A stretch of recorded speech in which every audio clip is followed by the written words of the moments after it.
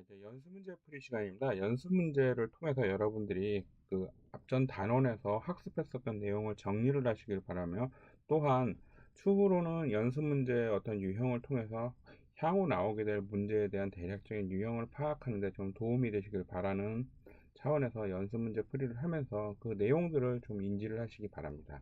자, 그럼 문제를 들어가도록 하겠습니다. 첫 번째, 데이터의 정의에 대한 설명 중 다음 중 틀린 것입니다. 자, 데이터의 정의에 대한 설명이라고 하는 것에 대해서는 결국 각각의 용어들의 정의를 여러분들이 정확하게 파악을 하고 있는지에 대해서 묻는 질문이 되겠습니다. 자, 보기부터 보도록 하겠습니다. 보기 1번, 단위, 관찰되는 항목 또는 대상을 지칭을 한다. 보기 2번, 관측가, 각 조사 단위별 기록 정보를 또는 특성을 이야기한다. 보기 3번, 변수, 각 단위에서의 측정된 특성 결과이다. 보기 4번, 원자료, 표본에서 얻어진 분석 결과 자료를 이야기한다. 자, 여기서 보기 4번에 대해서는 원자료라는 부분의 정의는 다음과 같습니다. 즉, 표본에서 조사된 최초의 자료를 얘기를 합니다. 결국 우리가 어떤 분석이 대상이 되는 자료들에 대해서 얻어진 말 그대로 최초의 데이터가 되고 어떠한 가공도 거치지 않은 것을 지칭을 하는 것이죠.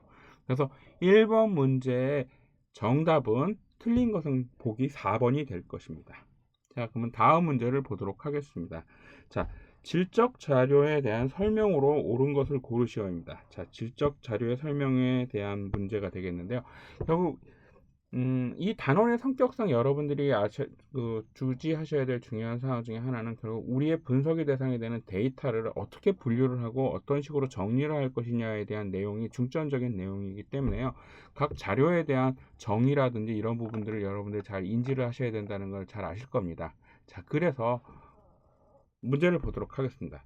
자, 보기 1번, 정량적 자료라고 하며 수치의 크기 자체의 의미를 부여하는 자료를 말한다. 보기 2번, 서열 자료는 수치나 기호가 서열을 나타내는 자료이다.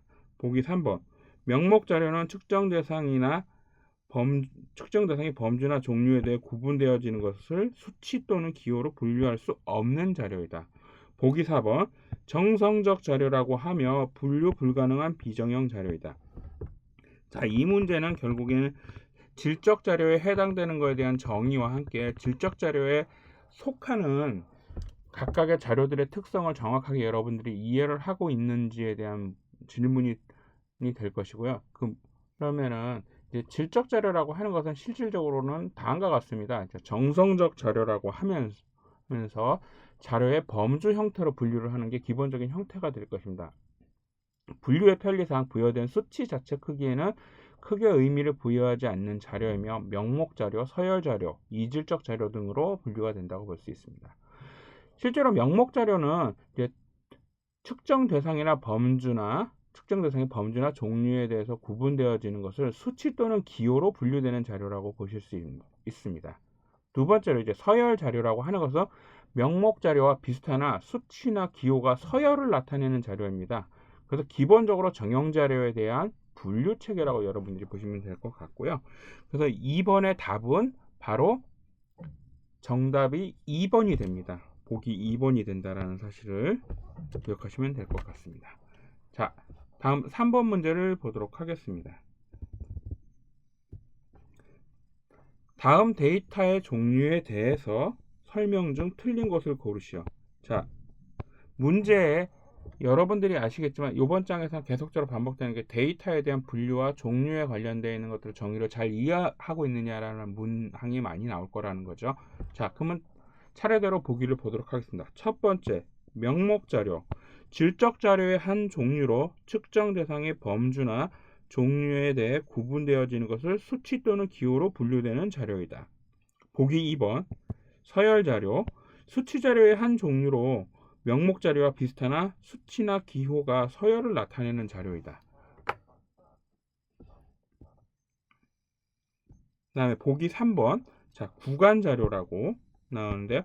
수치 자료의 한 종류로 명목 자료, 서열 자료의 의미를 포함하면서 숫자로 표현된 변수에 대해서 변수 간의 관계가 산수적 의미를 나타내는 자료이다. 보기 4번, 비율 자료, 수치 자료의 한 종류로서 명목 자료, 서열 자료, 구간 자료의 의미를 다 가지는 자료로서 수치화된 변수의 비율의 개념을 도입할 수 있는 자료이다. 자, 3번의 문제에 대해서는요, 결국에는 여러분들이 각각의 자료에 대한 정확한 의미를 파악하고 있느냐는 문제가 되겠는데요. 3번에 여러분들 보기 2번을 보시면 될 것 같습니다. 즉, 서열 자료라고 하는 것은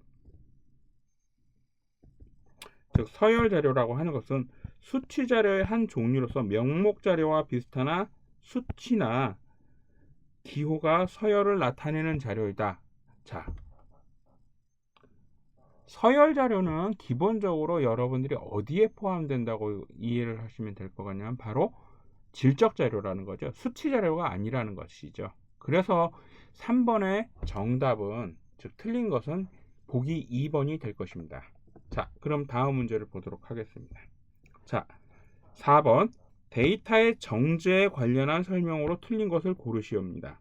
자, 데이터의 정제라는 것은 기본적으로 수집, 저장, 변화, 품질 확인, 관리의 과정을 거치며 변화는 데이터의 유형의 변화 및 분석 가능한 형태로 가공한다는 것을 의미하는 것을 여러분들이 이해를 하시면 될 것 같습니다. 그래서 기본적으로 데이터의 정제 과정에 관련되어 있는 모든 내용들을 잘 여러분들이 이해를 하고 있는지를 묻는 문제가 바로 4번 문제가 될 것입니다. 자, 보기를 보도록 하겠습니다. 1. 데이터의 정제는 수집된 데이터를 대상으로 분석에 필요한 데이터를 추출하고 통합하는 과정이다. 보기 2번. 데이터로부터 원하는 결과나 분석을 얻기 위해 수집된 데이터의 분석 도구 또는 기법에 맞게 다듬는 과정이 필요하다. 보기 3번. 데이터의 유효성을 유지하기 위해서 데이터의 변화는 가급적하지 않는다. 보기 4번. 다양한 매체로부터 데이터를 수집, 저장, 변환, 품질 확인, 관리의 과정이 필요하다. 실제로 데이터의 정제에서 중요한 부분 중에 하나는 결국 여러분들이 데이터에서 얻고자 하는 결과를 얻기 위해서는 데이터에 대한 가공이 분명히 필요합니다. 그래서 여러분 4번 문제에서 바로 보기 3번은 결국엔 좀 데이터의 정제에 관련되어 있는 부분에서 좀 어긋나는 부분이라고 볼 수가 있겠죠. 그래서 정답은 틀린 부분은 바로 3번이 됩니다. 실제로 데이터를 정제를 하기 위해서는 데이터의 정제 과정에서는 수집, 저장, 변환, 품질 관리, 품질 확인, 그 다음에 관리의 과정을 거친다고 말씀을 드렸었죠. 그래서 실질적으로 변화는 데이터의 유형의 변화 및 분석 가능한 형태로 가공하는 것을 의미합니다. 이 변환의 과정이 결국은 항상 정제에서 필요하다는 걸 다시 한번 여러분께 말씀을 드릴 수가 있습니다. 자, 그러면 다음 문제를 보도록 하겠습니다. 자, 5번 문제입니다. 다음은 데이터의 정제 과정의 요소를 나열한 것이다. 괄호 안에 요소로 알맞은 것은, 즉 여러분들이 그 의미를 정확하게 파악하고 있는 부분에 대한 질문이 되겠는데요. 자, 보도록 하겠습니다. 다양한 매체로부터 데이터를 수집, 원하는 형태로 변환, 원하는 장소에 저장, 괄호 필요하도록 하는 관리의 과정이 필요하다. 이 부분이 되겠는데요. 자, 실제로 보도록 하겠습니다. 보기를 보면서 말씀을 드리도록 하겠습니다. 1번은 비정형 데이터의 경우 기본적으로 구조화된 정형 데이터, 스트럭처 데이터로 변환을 수행한다. 보기 2번 결측치의 처리, 이상치, 아웃라이어의 처리, 노이즈의 처리입니다. 보기 3번 저장된 데이터의 활용 가능성을 타진하기 위한 품질 확인. 보기 4번 데이터의 분석이 용이하도록 기존 또는 유사 데이터와의 연계 통합이다. 자, 앞에서 말씀드린 데이터의 정제 과정에서 그 각각의 항목들을 다시 한번 반복적으로 말씀을 드리면요. 수집, 저장, 변환, 품질 확인, 그 다음에 관리의 과정이 필요하다고 얘기를 했었죠. 보통 기본적으로 비정형 데이터의 경우에는 구조화된 정형 데이터로의 변환을 수행하는 변환의 세부 수행 중에 부분이 있을 수가 있을 것이고요. 그 다음에 결측치의 처리, 이상치의 처리, 그 다음에 노이즈의 처리 등이 필요로 하고 데이터의 분석이 용이하도록 기존 또는 유사 데이터와의 연계 통합이 필요로 합니다. 그래서 실질적으로 괄호 안에 들어가는 부분에서 빠진 것들은 결국엔 여러분들이 정답은 3번으로 볼 수 있습니다. 저장된 데이터의 활용 가능성을 타진하기 위한 품질 확인 부분이 중요한 부분이라고 볼 수 있습니다. 자, 그러면 다음 문제를 보도록 하겠습니다.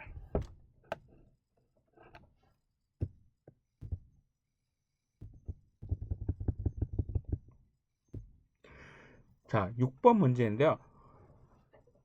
다음 아래는 어떠한 종류의 데이터를 설명하는 내용인가? 다음 아래 내용을 보도록 하겠습니다. 수치의 크기에 의미를 부여할 수 있는 자료를 나타내며 세부적으로는 구간 자료, 비율 자료 등이 있다. 이렇게 얘기를 하는 거죠. 그러면 이 괄호 안에 있는 내용의 설명은 바로 수치 자료에 대한 정의라고 볼 수 있죠. 수치 자료의 정의는 수치의 크기에 의미를 부여할 수 있는 자료를 나타내면서 구간 자료, 비율 자료 등이 여기에 속한다. 일반적으로 여러분들이 알고 있는 결국 수치 자료에 대한 정의를 이해를 하고 있느냐 이 부분이 되는 것인데요. 보기 1번은 질적 자료이고요. 보기 2번이 바로 수치 자료죠. 그래서 보기 2번이 정답이 될 것입니다. 보기 3번은 횡적 자료, 보기 4번은 종적 자료.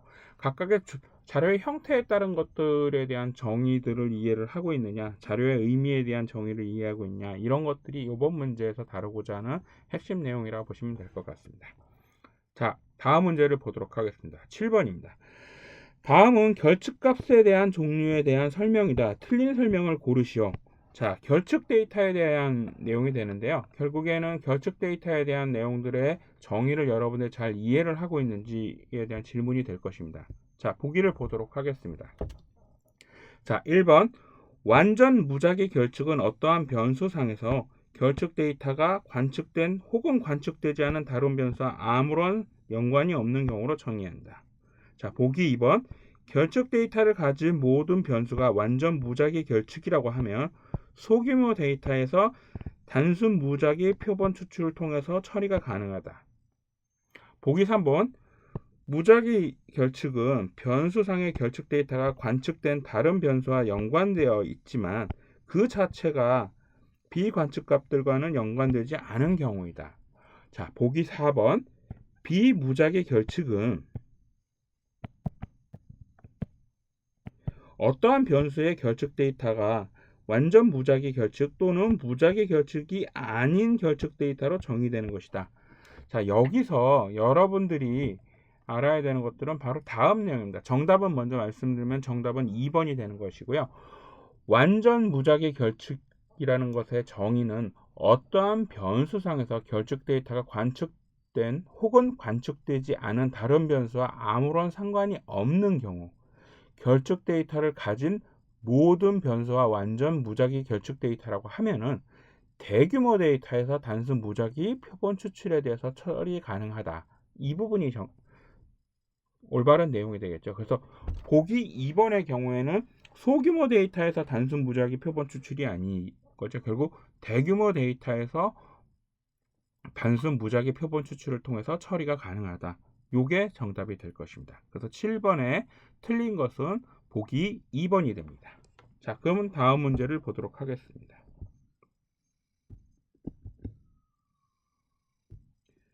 자, 8번 문제입니다. 나이대별 성별과 체중에 대해서 조사를 하고자 한다. 이때 발생 가능한 결측치의 분류에 대해서 다음 아래가 같이 분류하였다. 옳은 것은 결국 이 문제는 여러분들이 실제로 결측 데이터에 대한 정의라든지 분류에 대한 체계 기준을 정확하게 이해하고 있는지를 실예를 통해 가지고 묻는 질문이 되겠는데요. 자, 보기를 보도록 하겠습니다. 자, 1번 데이터의 누락, 비무작위 결측. 2번 여성은 체중 공개를 꺼림, 무작위 결측. 3번 젊은 여성은 체중 공개를 꺼림, 비무작위 결측. 4번 무거운 사람은 체중 공개를 꺼림.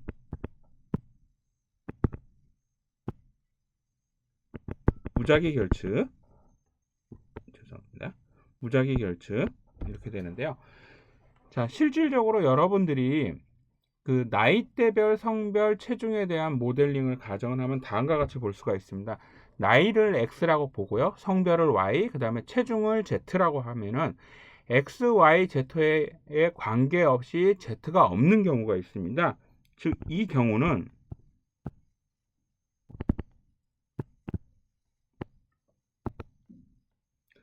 데이터의 누락, 즉 응답이 없는 경우죠. 이 경우는 결국엔 여러분들이 얘기한 것처럼 완전 무작위 결측으로 볼 수가 있습니다.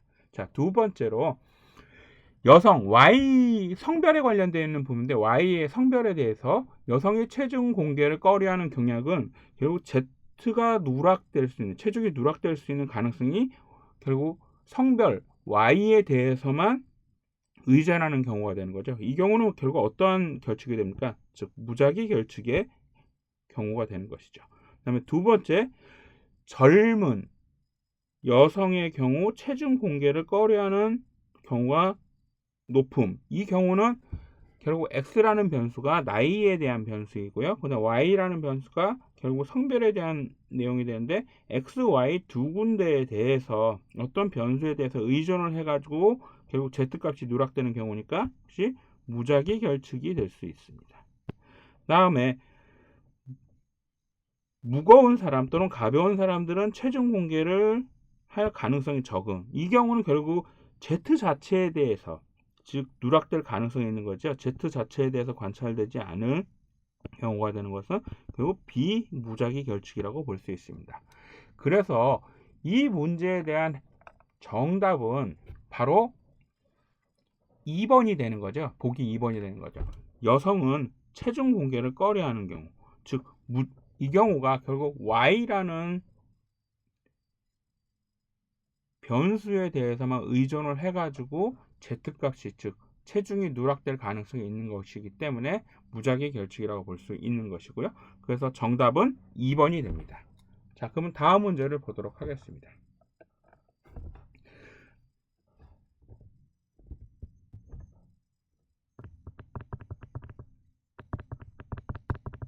자, 9번 문제인데요. 다음은 어떠한 대치법, 임퓨테이션에 대한 설명인가? 자, 여기서는 이제 여러분들 정어표를 좀 참고를 하셔가지고 보셔야 될 게 지금 결국에는 그 보기에 해당되는 설명이 지금 블랭크가 지금 빠져 있습니다. 그래서 이거는 그 문제 지금 좀 오류가 생겨 있는 부분이어가지고 제가 이제 보기를 정어표를 보시고 참고를 하시면 될 것 같고 보기를 제가 다시 한번 여기서 구두로 말씀을 드리면 보기는 다음과 같습니다. 평균 대치법에서 추정량 표준 오차의 과소 추정을 보완하는 대치법으로 하트덱 방법이라고도 한다. 즉 확률에 의해서 전체 데이터 중 무작위로 대치를 하는 방법이다. 이러한 설명 방법은 과연 이 보기 중에서 어떠한 것이냐? 여러분들이 9번에서 정답을 찾는 부분은 그것인데요. 앞에서 말씀드린 것처럼 평균 대치법에서 추정량 표준 오차의 과소 추정을 보완하는 대치법으로 하트덱 방법이라고 얘기를 하는 대치법의 정의는 바로 단순 확률 대치법이 됩니다. 즉 확률 추출에 의해서 전체 데이터 중 무작위로 대치를 하는 방법이라고 볼 수 있는데요. 자, 보기 1번은 평균 대치법, 보기 2번은 회귀 대치법, 3번은 단순 확률 대치법, 4번은 최근방 대치법인데요. 바로 문제에 대한 정답에 대한 정의는 지금 바로 단순 확률 대치법이 됩니다. 그래서 정답은 3번이 됩니다. 자, 9번 문제를 보실 땐 다시 한번 말씀드리지만 그 문제의 설명 부분이 지금 누락이 되어 있으니까 이건 정어표를 보시고 참고를 좀 해주시면 될 것 같습니다. 자, 그러면 다음 문제를 보도록 하겠습니다. 자, 10번입니다. 자, 다음 이상치에 대한 설명 중 틀린 것은입니다. 결국에는 이상치 아웃라이어에 대해서 각각의 설명을 잘 이해를 하고 있는지에 대한 질문이 되는데요. 보기를 보도록 하겠습니다. 자, 이상치가 비무작위성을 가지고 나타나게 되면 데이터의 정상성의 증대를 초래하며 이는 데이터 자체의 신뢰성 저하로 연결될 가능성이 있다. 자, 보기 2번입니다. 자료 처리의 오류는 복수개의 데이터셋에서 데이터를 추출 조합하여 분석 시 분석 전에 전처리에 발생하는 에러를 말한다. 보기 3번. 비모수적 이상치를 탐지하는 방법 중에서는 산점도 그림과 같은 방법 등이 있다. 보기 4번. 의도적 아웃라이어에 의해서 남성의 키를 조사 시 의도적으로 키를 높게 기입하는 경우 등이 있다. 자, 이 문제에 대해서는요. 먼저 말씀을 드리면 정답은 1번입니다. 자, 이상치가 비무작위성을 가지고, 즉 넌 랜덤니스를 가지고 나타나게 되면은 데이터의 정상성이 증대가 아니고 정상성의 감소를 하는 거죠. 정상성의 감소를 하게 되면서 이는 데이터 자체의 신뢰성 저하로 연결될 가능성이 있다는 거죠. 그래서 정상성이 실제로는 높아지면 데이터의 신뢰도가 높아진다는 걸 여러분들이 아실 수 있을 것입니다. 그래서 10번 문제의 틀린 보기는, 즉 정답은 1번이 됩니다.